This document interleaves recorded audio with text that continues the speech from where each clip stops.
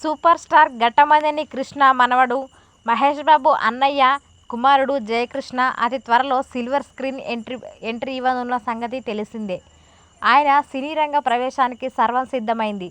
RX-100, మహాసముద్రం, మంగళవారం వంటి హిట్ సినిమాలు తీసిన అజయ్ భూపతి దర్శకత్వంలో జయకృష్ణ హీరోగా పరిచయం కానున్నారు. ఈ సినిమాను ఎవరు ప్రొడ్యూసర్ చేస్తున్నారో తెలుసా? అటు వైజయంతి, ఇటు ఆనంద్ ఆర్ట్స్. జయకృష్ణ ఘట్టమనేని కథానాయకుడిగా అజయ్ భూపతి దర్శకత్వంలో వహిస్తున్న చినుమం చలనచిత్రం పరిశ్రమలో 2 అగ్రహ నిర్మాణ సంస్థలు తెరకెక్కించుకున్నాయి. మహేష్ బాబును రాజకుమారుడితో వైజయంతి మూవీస్ అధినేత సి. అశ్వనీధన్ పరిచయం చేశారు. అల్లు అర్జున్, రామ్ చరణ్ సహా తెలుగులో చాలామంది హీరోలను ఆయన పరిచయం చేశారు.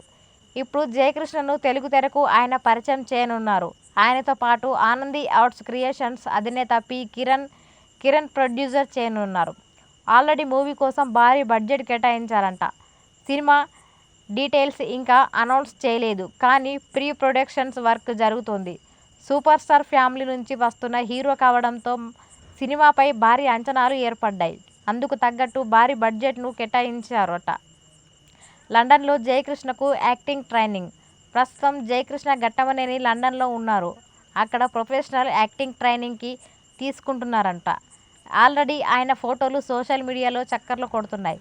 జయకృష్ణ హ్యాండ్సమ్ లుక్స్ అందరినీ అట్రాక్ట్ చేశాయి. ఈ సినిమాను మహేష్ బాబు స్వయంగా పర్యవేక్షిస్తున్నారని ఇండస్ట్రీ టాక్.